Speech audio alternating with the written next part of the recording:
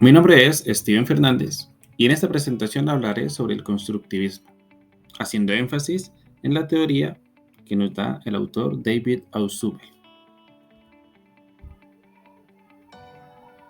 David Ausubel es el principal exponente en el constructivismo. Fue un psicólogo, psicopedagogo, un pedagogo estadounidense de gran importancia para el constructivismo y además, porque fue el creador de la teoría del aprendizaje significativo.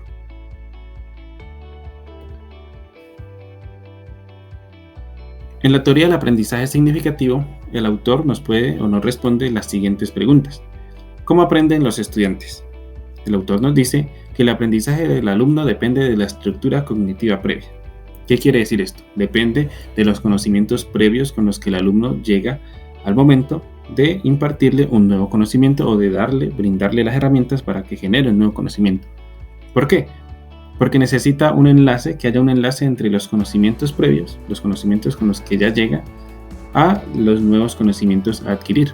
Un enlace que va a generar una experiencia que el docente va a brindar por medio de actividades, y esta experiencia va a ser la base o va a ser lo más importante para que estos conocimientos se arraiguen en esta estructura cognitiva del estudiante.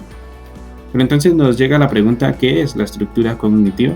Cuando hablamos de estructura cognitiva, pues nos estamos refiriendo a los conocimientos que posee un estudiante o un niño, los conocimientos que ya tiene el estudiante antes de los nuevos conocimientos, antes de generarle estas nuevas experiencias. Y entonces también nos responde cómo facilitar el aprendizaje de los alumnos. Y como lo venimos hablando, pues es saber esos conocimientos previos del alumno para así generar este enlace entre el conocimiento anterior al nuevo conocimiento. Es lo más que nos recalca este autor.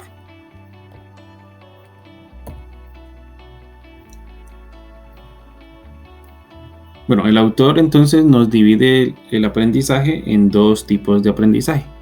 Tenemos el aprendizaje significativo, que como su nombre lo indica, es que el aprendizaje tiene sentido para el estudiante. ¿Sentido por qué? Porque seguimos hablando de los conocimientos previos. Él va a relacionar estos conocimientos con los que ya llega a un nuevo conocimiento. Digamos que el nuevo conocimiento debe tener sentido al anterior y debe ser una secuencia lógica de conocimientos que se relacionan unos con otros.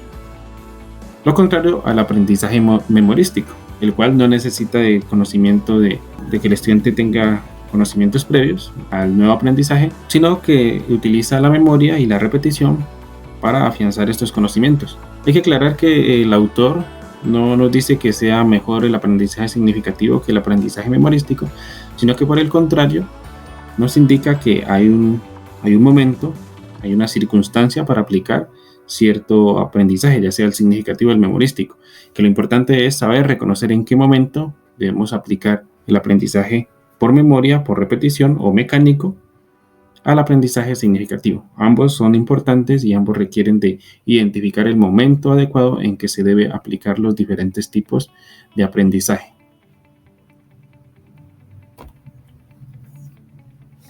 Tenemos dos tipos de aprendizaje significativos, el aprendizaje por recepción y el aprendizaje por descubrimiento.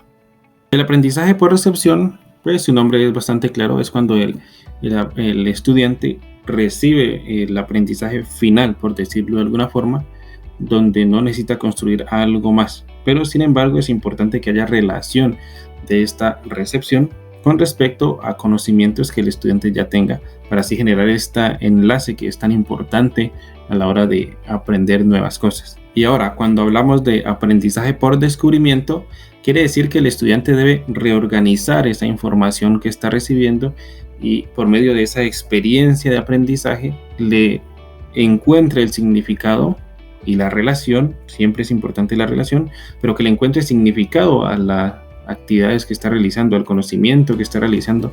Por eso es tan importante que estas actividades estén contextualizadas a lo que el estudiante necesita, digamos, en su diario vivir, y que lo aplique muy de seguido, porque él necesita reorganizar esas ideas para darle sentido a estos nuevos aprendizajes.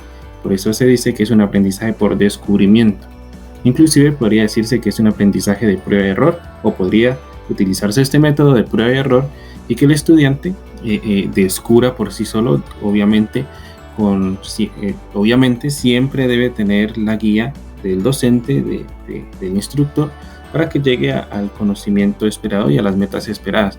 Pero en este caso el aprendizaje sería por descubrimiento, que el estudiante por sí solito llegue a ese conocimiento reorganizando sus ideas. Y aquí en este aprendizaje por descubrimiento está más ligado al aprendizaje constructivista, ¿cierto? Porque el estudiante debe construir estas nuevas ideas, estos nuevos conocimientos para llegar a ese objetivo de aprendizaje. En el aprendizaje por recepción es diferente porque el estudiante recibe la información, recibe el conocimiento, que debe estar ligado a conocimientos anteriores, ¿cierto? Pero recibe un conocimiento, digámoslo, final y lo recepciona.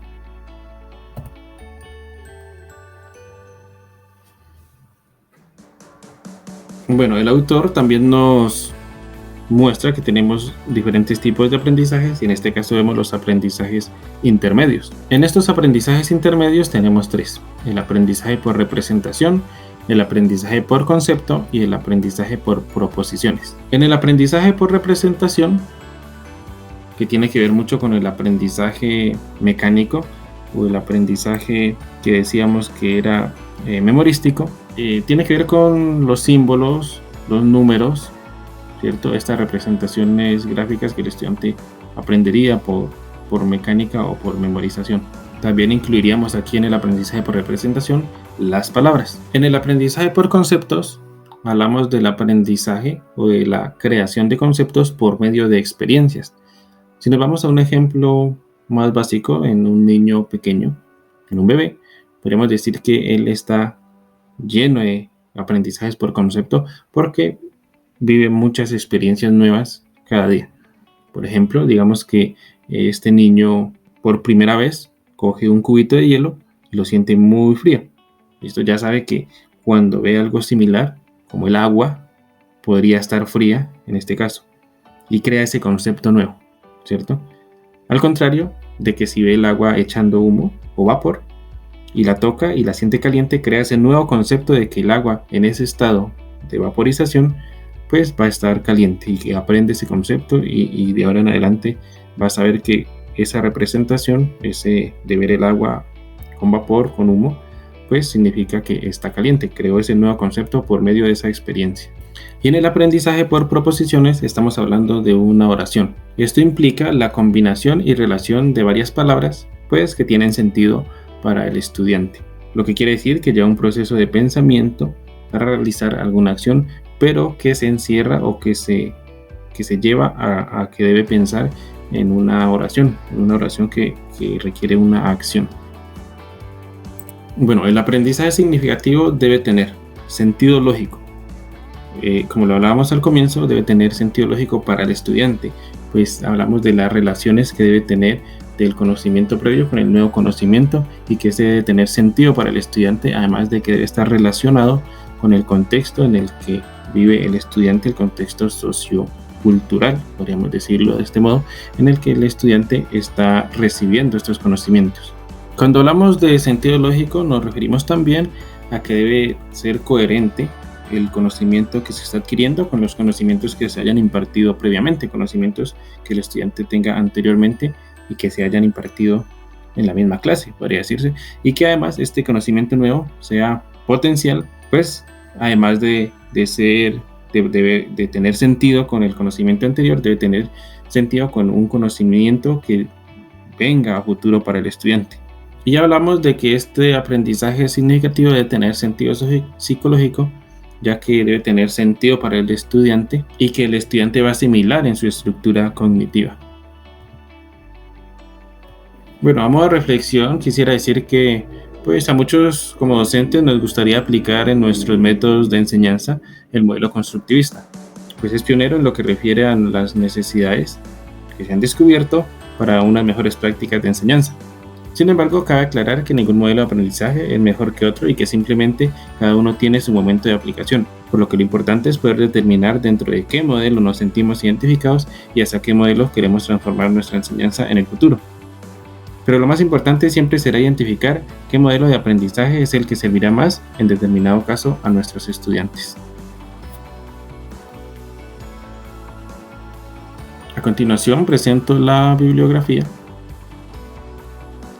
Y no siendo más, entonces me despido. Muchas gracias por su atención y eso fue todo. Muchas gracias. Hasta luego.